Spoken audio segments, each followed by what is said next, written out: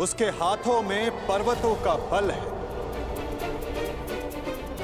जिसकी गति में पवन सा वेग है।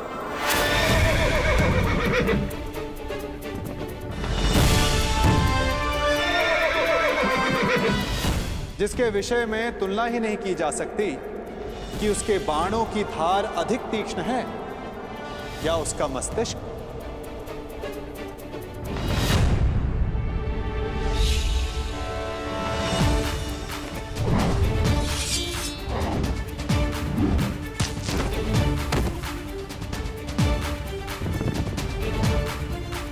जो नर है, परंतु उसमें सिंह सी शक्ति, जिसे शत्रुओं को देखने के लिए नेत्रों की आवश्यकता नहीं।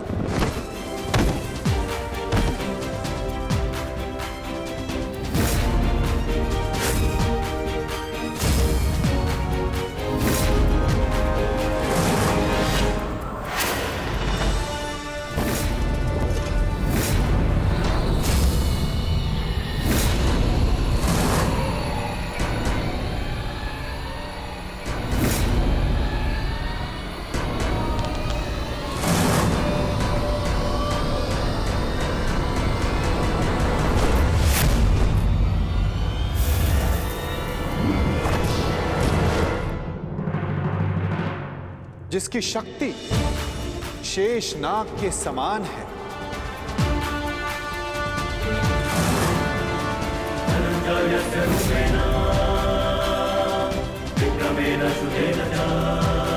जिसके कौशल के समक्ष बड़े से बड़ा योद्धा झुक जाता है।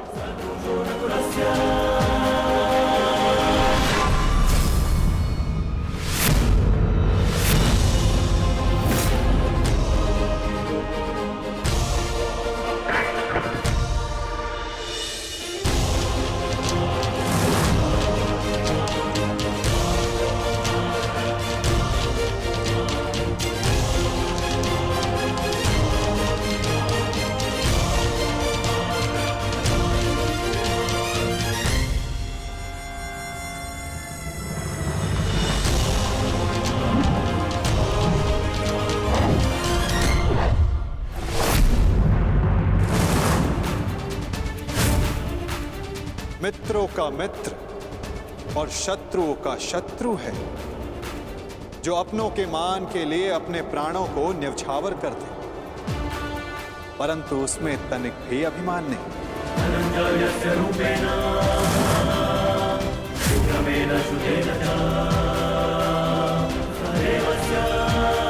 वो जिसे दाऊ और मैंने स्वयं शिक्षा दी, जो कुरुकुल का सूर्य है, वो है सुभद्रा और अर्जुन का पुत्र अभिमन्यु। अभिमन्यु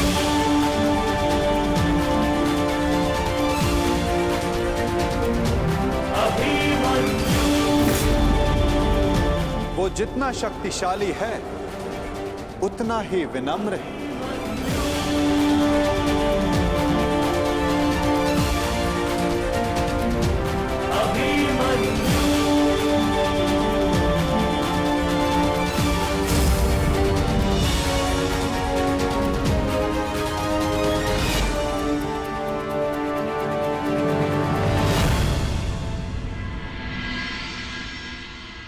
हे ईश्वर, इतना बड़ा सौभाग्य, महान धनुर्धर अर्जुन के पुत्र अभिमन्यु का विवाह मेरी पुत्री उत्तरा से।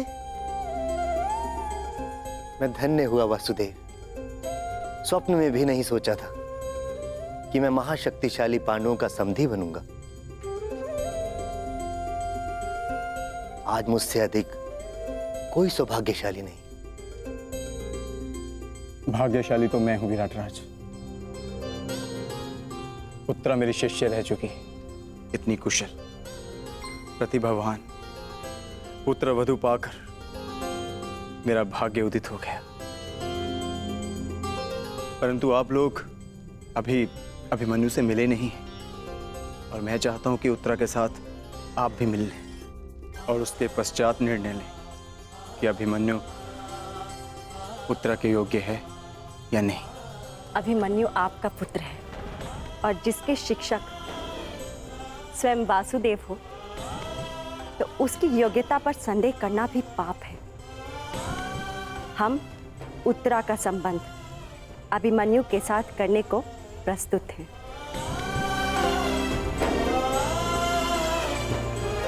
और आपका क्या निर्णय? बधाई हो विराट राज, अब आप पांडवों के समधी हुए।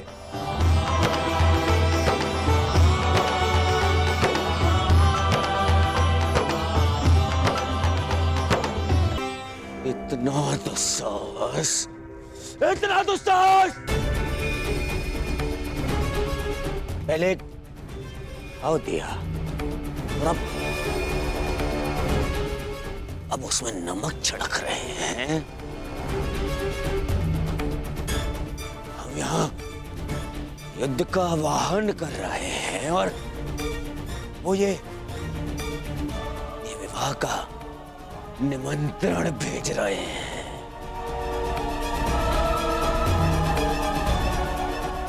नहीं जाएंगे, हम वहां नहीं जाएंगे, कोई नहीं जाएगा वहां। ना ना ना ना दुर्योधन, हम वहां जाएंगे।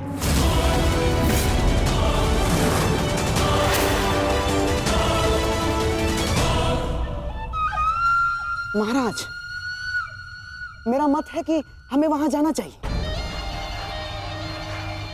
युद्ध और संधि अपने स्थान पर है और संबंध अपने स्थान पर है महाराज।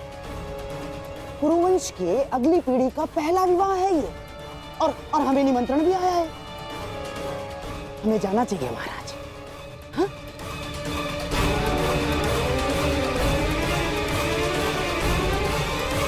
क्यों महामहिम, आप क्या सोचते हैं? आपके प्रिय अर्जुन के पुत्र अभिमन्यु का विवाह है, हमें उसे आशीर्वाद देने नहीं जाना चाहिए? जाना चाहिए महामहिम। हैं?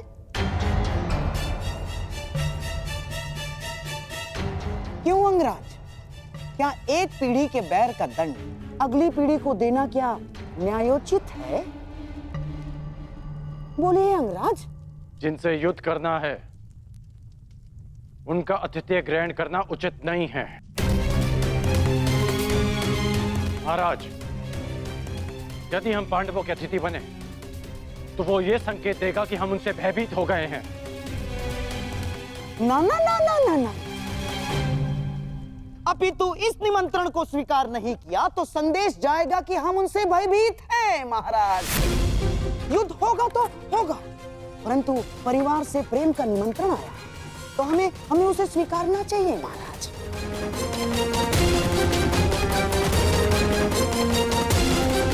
ठीक सोचिए महाराज, पांडु आपके भाई थे और देवी कुंती अभी भी हस्तिनापुर में निवास करती है,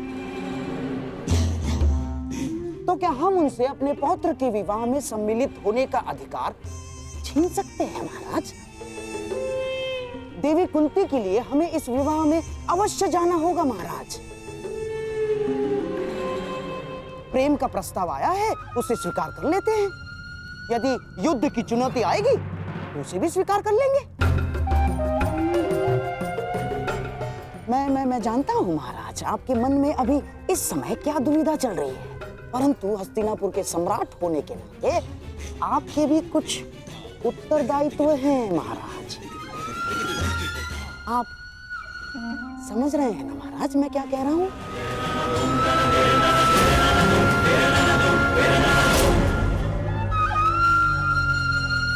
तो ठीक है, हम इस विवाह में अवश्य जाएंगे।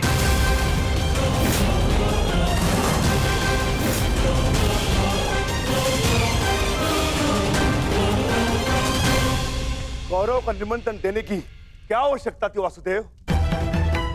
क्योंकि कौरव तुम्हारे संबंधी हैं विकोदर, और हमने निमंत्रण केवल कौरवों को नहीं हस्तिनापुर को भेजा है, जहां तुम्हारी माता है, पितामह है।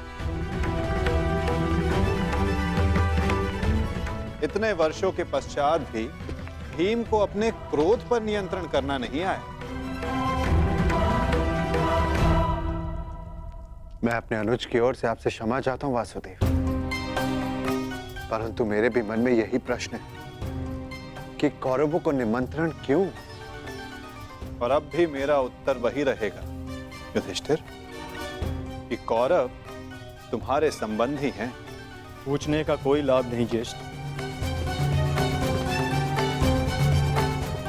माधव को यदि नहीं बताना है तो वो नहीं बताएंगे, परंतु मुझे विश्वास है माधव ने जो भी निर्णय लिया होगा हमारे हित में ही लिया होगा,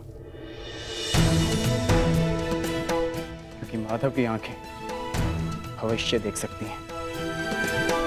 यदि विश्वास है पार्थ तो आगे बढ़ो, विवाह की तैयारी करो, क्योंकि समय कम है और कार्य अधिक शेष है।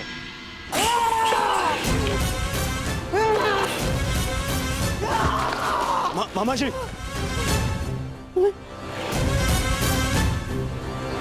तुम्हें क्या लगता है ये निमंत्रण मैंने बड़े आनंद से स्वीकार किया है? हैं? ये लगता है तुम्हें? मेरे मन से पूछो, मेरी आंखों में देखो दुर्योधन, तुम्हें उत्तर मिल जाएगा। कितना बड़ा अपमान है ये निमंत्रण मेरे लिए, ये निमंत्रण। परंतु यदि इतना बड़ा अपमान था मामाश्री, तो निमंत्रण स्वीकार क्यों किया मामाश्री? क्योंकि एक अपमान का उत्तर देने के लिए अपमान को स्वीकारना पड़ता है दुर्योधन। ये विवाह, ये संबंध, ये निमंत्रण मेरे लिए उस कृष्ण का प्रहार है दुर्योधन, प्रहार, बड़ा दुखदायी प्रहार है, और उस प्रहार का उत्तर देने मुझे जाना होगा दुर्योधन, और मैं जाऊंगा। तुम खड़े क्यों हो? तुम बैठो, मैं जाऊंगा, मैं जाऊंगा। मैं कुछ समझ नहीं पा रहा हूँ मामाश्री। उस छलिए ने मुझे हरा दिया दुर्योधन, मैं हार गया। हमने दिग्विजय करके उन्हें मित्र विहीन कर दिया। द्वारका में महाबली बलराम के साथ संधि करके हमने उन्हें आशा विहीन कर दिया, परंतु उस छलिए ने एक ही क्षण में पांडवों को वो सब कुछ दे दिया जो हमने उनसे छीना था दुर्योधन। इस विवाह से उस वासुदेव ने उन पांडवों को राज, मित्र, आशा सब कुछ दे दिया, सब कुछ दे दिया दुर्योधन।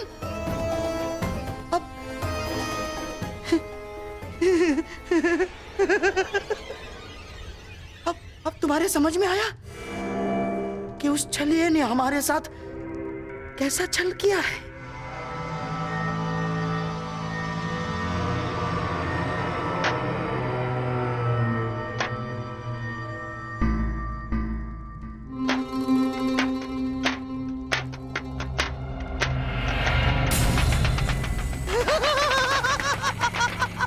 साम ताम दंड भेद युक्ति कपट छल कुचक्र षड्यंत्र, कुछ भी प्रयोग करके मैंने इस विवाह को अपशकुन न बनाया तो मेरा भी नाम शकुन ही नहीं।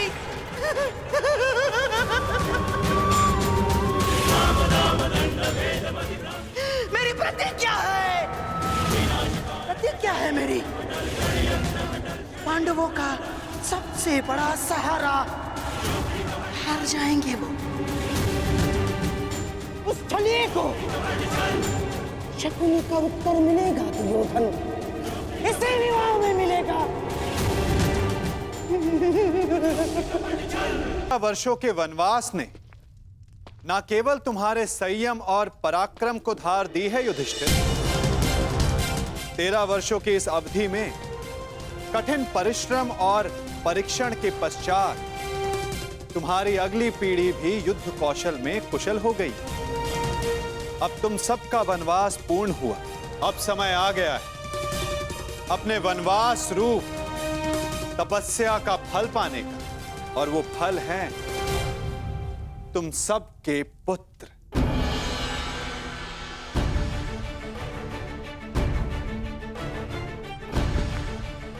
सर्वप्रथम प्रस्तुत है युधिष्ठिर पुत्र प्रतिविंध्य।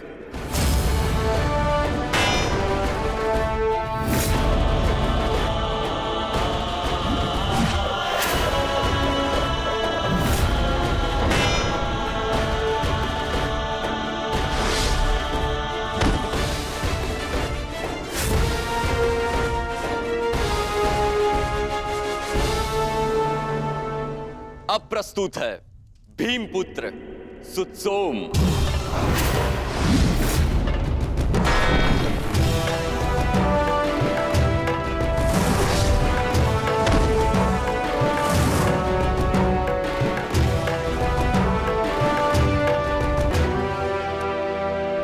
अगला शूर है गांडीवधारी अर्जुन का सुपुत्र शुतकर्म।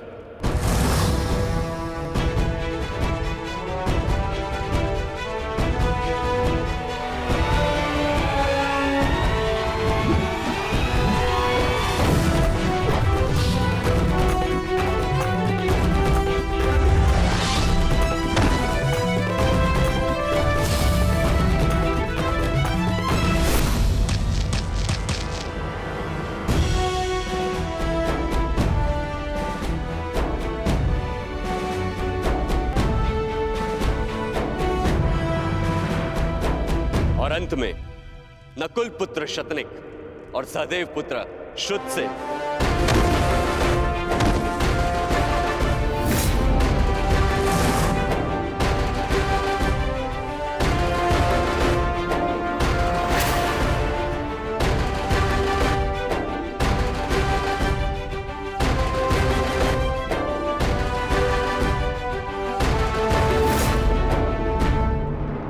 और अब प्रस्तुत होने जा रहा है वो योद्धा जिसने युधिष्ठिर का धर्म भी सीखा है, जिसमें भीम जैसा बल भी है, नकुल की एकाग्रता और सहदेव की चपलता, और धनुर्विद्या में अर्जुन जैसी निपुणता। वो है अर्जुन पुत्र महायोद्धा अभिमन्यु। कृष्णे गुणार्जिता पांडवेषु च ये गुणा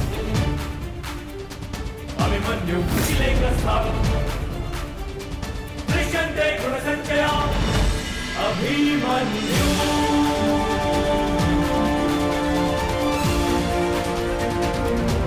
अभिमन्यु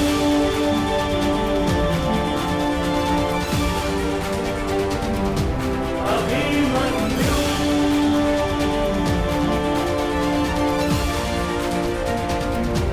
अभिमन्यु।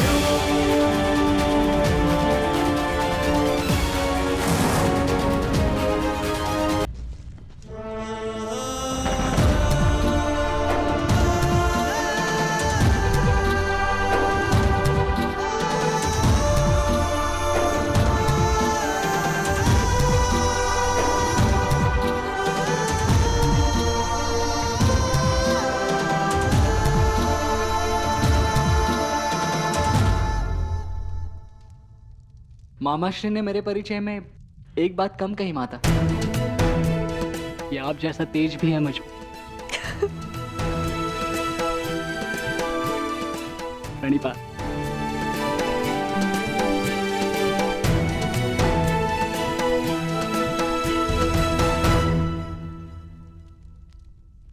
पुत्र अभिमन्यु,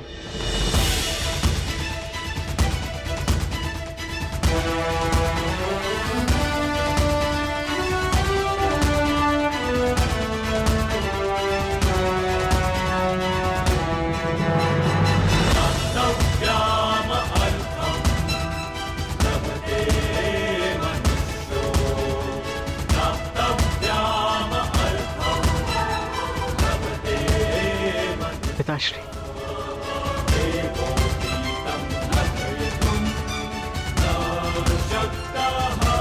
प्रणिपात।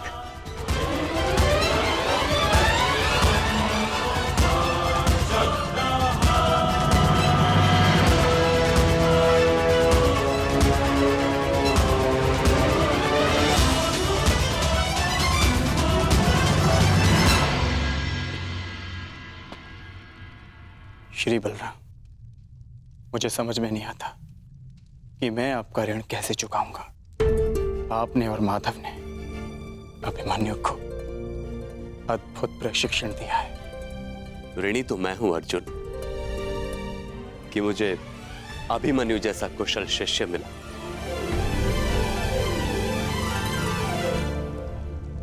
आपका पुत्र साम कहाँ है सखा? उसे नहीं लाए साथ में? क्या वो हमसे नहीं मिलना चाहता? वो यहां आने के लिए उत्साहित था, परंतु एक विशेष कार्य आ जाने के कारण उसे भेजना पड़ा, इसलिए वो यहां नहीं आ पाया।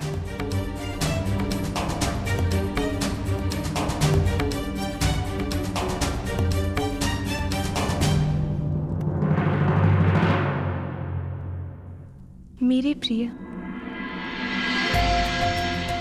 मैंने सदा ईश्वर से यही मांगा कि फिर से एक बार आपसे भेंट करने का अवसर मिल सके, और देखिए ईश्वर ने मेरी इच्छा सुन ली। हमें मिलाने का अवसर निकाल ही लिया। विराट नगर में भ्राता अभिमन्यु और राजकुमारी उत्तरा का विवाह है, जहां सम्मिलित होने के लिए निमंत्रण आया है हमें। आशा करती हूँ कि पिताश्री को मना पाऊँ कि वो अपने साथ साथ मुझे भी विवाह में ले चले। बहुत प्रेम करते हैं वो मुझसे। कदाचित साथ ले जाने के लिए तैयार हो जाएंगे और मैं तुमसे मिल पाऊंगी प्रिय साम।